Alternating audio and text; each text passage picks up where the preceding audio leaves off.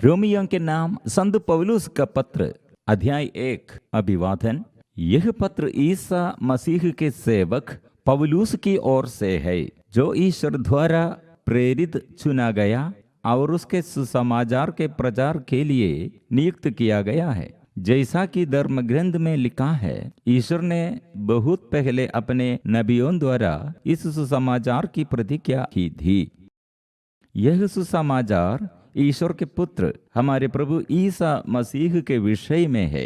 वह मनुष्य के रूप में दाऊद के वंश में उत्पन्न हुए और मृतकों में से जी उठने के कारण पवित्र आत्मा द्वारा सामर्थ्य के साथ ईश्वर के पुत्र प्रमाणित हुए। उनसे मुझे प्रेरित बनने का वरदान मिला है, जिससे मैं उनके नाम पर गैर यहूदियों में प्रचार करूं और वे लोग विश्वास की अधीनता स्वीकार करें। उनमें आप लोग भी हैं, जो ईसा मसीह के समुदाय के लिए चुने गए हैं। मैं उन सबों के नाम यह पत्र लिख रहा हूं, जो रोम में ईश्वर के कृपा पात्र और उसकी प्रजा के सदस्य है। हमारा पिता ईश्वर और प्रभु ईसा मसीह आप लोगों को अनुग्रह तथा शांति प्रदान करे। पौलुस और रोम के ईसाई सर्वप्रथम मैं आप सबों के लिए ईसा मसीह द्वारा अपने ईश्वर को धन्यवाद देता हूं, क्योंकि संसार भर में आप लोगों के विश्वास की चर्चा फैल गई है। जिस ईश्वर की उपासना में उसके पुत्र के सुसमाचार द्वारा सारे हृदय से करता हूँ, वही मेरा साक्षी है कि मैं अपनी प्रार्थनाओं में आप लोगों को निरंतर स्मरण करता हूँ और सदा यह निवेदन करता हूँ कि ईश्वर की इच्छा से किसी न किसी तरह मुझे अंत में आप लोगों के पास आने का सुअवसर मिले, क्योंकि मुझे आपसे मिलने की बड़ी इच्छा है।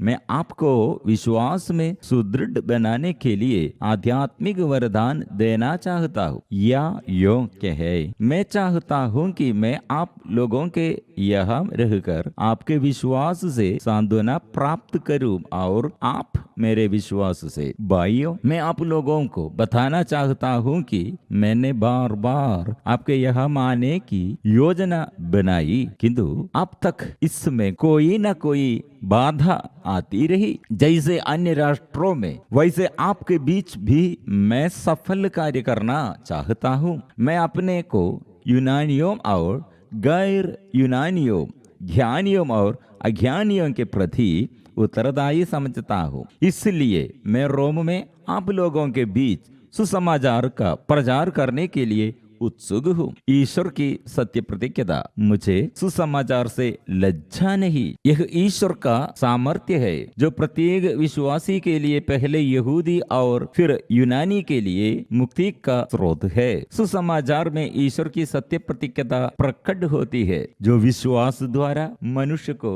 धार्मिक बनाता है। जैसा कि लिखा है, धार्मिक मनुष्य अपने विश्वास द्वारा जीवन प्राप्त करेगा। गैर यहूदियों का पापाचरण, ईश्वर का क्रोध स्वर्ग से उन लोगों के सब प्रकार के अधर्म और अन्याय पर प्रकट होता है, जो अन्याय द्वारा सत्य को दबाए रखते हैं। ईश्वर का ज्ञान उन लोगों को स्पष्ट रूप से मिल गया है, क्योंकि ईश्वर ने उसे उन पर प्रकट कर दिया है। संसार की दृष्टि के समय से ही ईश्वर के अदृश्य स्वरूप को, उसकी शाश्वत शक्तिमत्ता और उसके ईश्वरत्व को बुद्धि की आंगों द्वारा उसके कार्यों में देखा जा सकता है।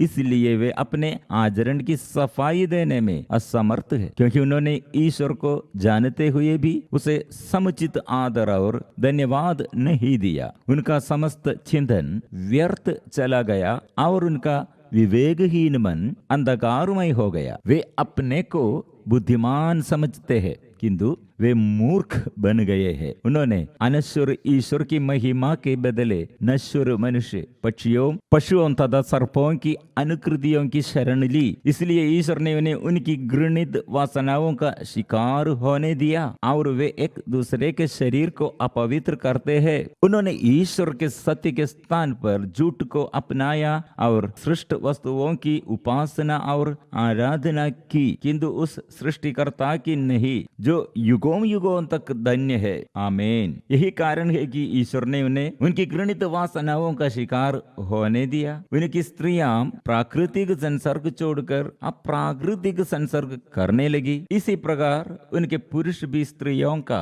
प्राकृतिक संसर्ग छोड़कर एक दूसरे के लिए वासना से जलने लगे। पुरुष पुरुषों के साथ वे विचार करते हैं और इस प्रकार वे अपने भ्रष्टाचार का उचित फल अपने शरीर में भोग रहे हैं। उन्होंने ईश्वर का सच्चा ज्ञान प्राप्त करना उचित नहीं समझा, इसलिए ईश्वर ने उन्हें उनकी भ्रष्ट बुद्धि पर छोड़ दिया, जिससे वे अनुचित आचरण करने लगे। वे हर प्रकार के अन्याय, व्यभिचार, लोभ और बुराई से भर गए। वे ईर्ष्या, हत्या, बैर, छल कपट और दुभाव से परिपूर्ण है। वे चुगलखोर, परनिंदक, ईश्वर के भैरी, दृष्ट, घमंडी और ढींग मारने वाले हैं। वे बुराई करने में चतुर है, अपने माता पिताओं की आज्ञा नहीं मानते और विवेकहीन तथा अविश्वासी है। उनमें प्रेम और दया का अभाव है। वे ईश्वर का यह निर्णय जानते हैं कि इस प्रकार के